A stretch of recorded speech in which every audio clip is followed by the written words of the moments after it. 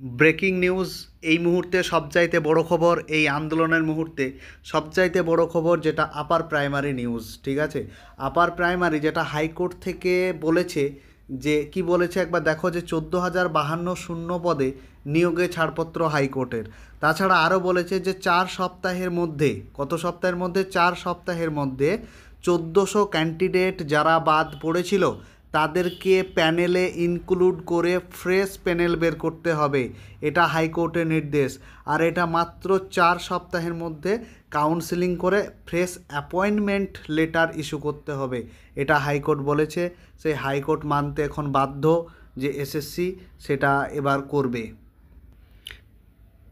একবার একবার দেখে নাও যে বাংলা ইটিভি বাংলা 9 কি বলছে, ইটিভি বাংলা 9 কি বলছে, একবার দেখে নাও।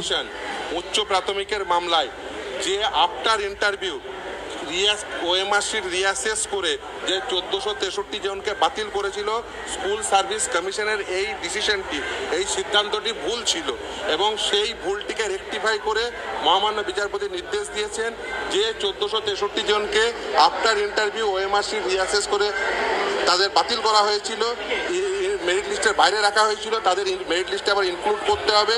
ইনক্লুড করে টোটাল 14,052 জনের তাদের প্রত্যেককে মেরিট লিস্টে রেখে তাদের প্রত্যেককে কাউন্সেলিং করাতে হবে।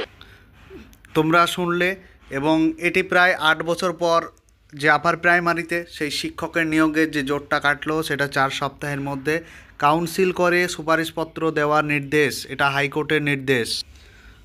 আর ফেসবুকে কিছু কিছু জন বলছে দেখো যে অন্ধ বিচারপতি তাই সিট আপডেট করলো না। অর্থাৎ আরও একটি খবর যে সিট কয়টি আছে এটি কিন্তু এখন আপডেট করা হয়নি, তাই অনেকজন ক্ষোভ প্রকাশ করছে। যাই বা হোক, তোমরা যারা প্যানেলে আছো তাদেরকে অবশ্যই অভিনন্দন, এবং তাদের স্বপ্ন পূরণ হতে চলেছে। এই বলেই ভিডিওটি আজকে এই পর্যন্তই। আবার